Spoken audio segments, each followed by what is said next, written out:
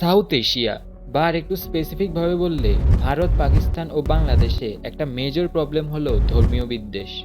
বর্তমানে এই তিনটি দেশের 80 থেকে 90% মানুষের মধ্যে একটু হলেও ধর্মীয় বিদ্বেষ আছে। কিন্তু এই ধর্মীয় বিদ্বেষ আবার সকল ধর্মের মধ্যে নয়, দুইটা মেজর ধর্ম হিন্দুইজম আর ইসলামের মধ্যে। ইভেন ভারতের রাজনীতি তো সম্পূর্ণ হিন্দু মুসলিমের উপর নির্ভরশীল। আবার পাকিস্তান এবং বাংলাদেশের রাজনীতিতেও ধর্ম একটা মেজর রোল প্লে করে। তিনটা দেশে 2 দিন পর পরই দেখা যায় ধর্ম নিয়ে বাড়াবাড়ি, মারামারি এবং দাঙ্গা। কিন্তু উপমহাদেশে এই ধর্ম নিয়ে মারামারি এবং দাঙ্গার শুরুটা হয়েছিল কিভাবে? চলুন একটু ইতিহাস ঘেটে আসি।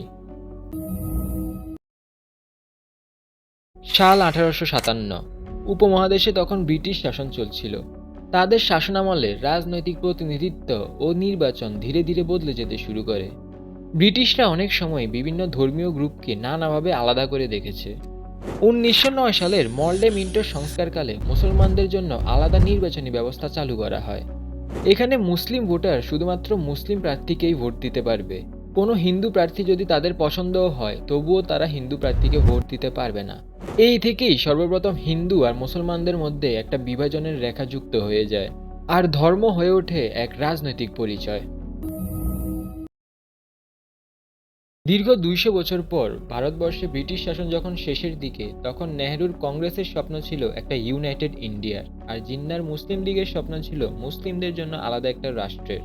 এই সকলের মধ্যেই ইতিহাসের সবচেয়ে ভয়াবহ একটা ঘটনা ঘটে 1946 সালে কলকাতায়, যেটি ডাইরেক্ট অ্যাকশন ডে বা দ্য গ্রেট ক্যালকাটা কিলিংস নামেও পরিচিত। উপমহাদেশে ধর্মীয় দাঙ্গার উত্থান হয়েছিল মূলত এখান থেকেই। সো বেসিক্যালি মুসলিম লীগ চাইতো আলাদা একটা রাষ্ট্র, কিন্তু কংগ্রেস ছিল এই প্রস্তাবের সম্পূর্ণ বিরুদ্ধে। তাই জিন্না ঠিক করে আলাদা একটা রাষ্ট্রের জন্য কেবল আন্দোলন আর বিক্ষোভ দিয়ে কাজ হবে না। জিন্না ঘোষণা দেয় দরকার হলে মুসলিমরা না খেয়ে মরবে, কিন্তু পাকিস্তান তাদের লাগবেই। আলাদা রাষ্ট্রের জন্য সে যে কোনো পর্যায়ে যেতে প্রস্তুত ছিল, আর সে ঠিক এমনটাই করে। 1946 সালের 16ই আগস্ট জিন্না কলকাতায় বিশাল জনসভার ডাক দেয় এবং বিপুল পরিমাণ লোক জড়ো করতে শুরু করে। কলকাতা তার ইতিহাসের সবচেয়ে ভয়ঙ্কর দিনের জন্য প্রস্তুতি নিচ্ছিল। জিন্নার নির্দেশে হাজার হাজার মানুষ কলকাতা হিন্দুদের ওপর আক্রমণ শুরু করে। তারা হিন্দুদের দোকানপাট, ঘরবাড়ি, ব্যবসা প্রতিষ্ঠান সব পুড়িয়ে দেয়। রাস্তায় ওপেনলি নিরীহ মানুষকে জানে মেরে ফেলা হয়। মা, বাবা, ভাই, বোন কিছু না মেনে যেখানে হিন্দু দেখা যায় সেখানেই আক্রমণ শুরু হয়। সেদিন কলকাতাতে প্রায় 4,000 মানুষ মারা যায় আর হাজার হাজার আহত হয়। এই ঘটনার পরপরই কলকাতা সহ পুরো ভারতের বিভিন্ন জায়গায় প্রতিশোধ নেওয়ার জন্য মুসলমানদের ওপর আক্রমণ করা হয় এবং একইভাবে ঘরবাড়ি, দোকানপাট আর ব্যবসা প্রতিষ্ঠান জ্বালানো হয়। এই ঘটনাটির পর জিন্নার দেশভাগের প্ল্যান অনেকাংশে এগিয়ে যায়, কিন্তু এই ঘটনাটি হিন্দু আর মুসলমানদের মধ্যে পরস্পরের বিরুদ্ধে একটা হিংসা ঢুকিয়ে দেয়।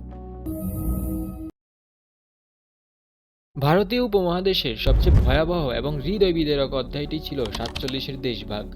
যখন ভারত 2 ভাগে বিভক্ত হয় তখন সবচেয়ে বড় সংকট ছিল জনসংখ্যা স্থানান্তর।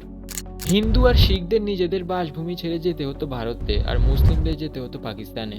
এইসবের মধ্যেই উভয় পক্ষের উগ্রবাদীরা সোচ্চার হয়ে ওঠে। যারা নিজ দেশ ছেড়ে যেতে চাচ্ছিল না তাদেরকে ধরে ধরে মেরে ফেলা হচ্ছিল। ভারতে হিন্দুরা শুনেছে পাকিস্তানে মুসলিমরা হিন্দুদের মারছে, আবার পাকিস্তানে মুসলিমরা শুনেছে ভারতে হিন্দুরা মুসলিমদের মারছে। এইভাবে উভয়ের মধ্যে হিংসা, মারামারি আর কাটাকাটি চলে। দেশ বিভাজনের সময় এইসব দাঙ্গায় প্রায় 20 লাখ মানুষ মারা যায় আর লক্ষ লক্ষ আহত হয়। 47-এ দেশ বিভাজন কেবল 2টা দেশের মধ্যে নয়, 2টা ধর্মের মধ্যে হয়েছিল। দেশভাগের পর উপমহাদেশের সবচেয়ে বড় ধর্মীয় সংঘাত হয়েছিল 1992 সালের রাম মন্দির আর বাবরি মসজিদ বিবাদ নিয়ে।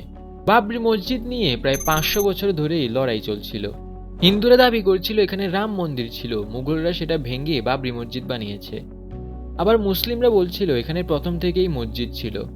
অবশেষে 1992 সালের 6 ডিসেম্বর হিন্দুরা বাবরি মসজিদ ভেঙে গুড়িয়ে দেয়।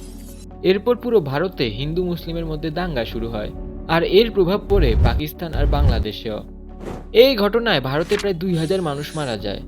পাকিস্তানে 120টি মন্দির ভেঙে গুড়িয়ে দেওয়া হয়, আর বাংলাদেশে 10 জন মারা যায়, আর 30টি শহরে অনেকগুলো মন্দিরে হামলা ও ভাঙচুর হয়।